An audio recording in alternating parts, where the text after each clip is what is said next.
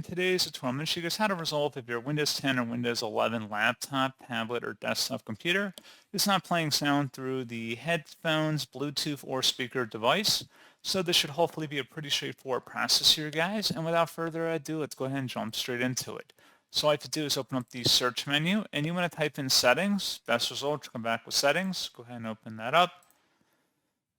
Select the privacy and security on the left panel, and then on the right side you want to go down underneath app permissions and you want to select microphone. Make sure microphone access is toggled to the on position as well as for any relevant applications down here. And then once you've done that, you can just close out of here and hopefully it'll work. You may have to click the sound icon down at the bottom and just turn up the audio for that. And then also if you went back into the search menu and typed in a microphone, underneath microphone privacy settings, go ahead and select that.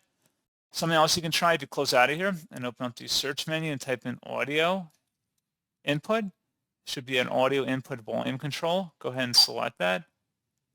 And then versus choose a device for speaking or recording, click the drop down, and if you have multiple devices in here, select the one you want to properly play the sound through.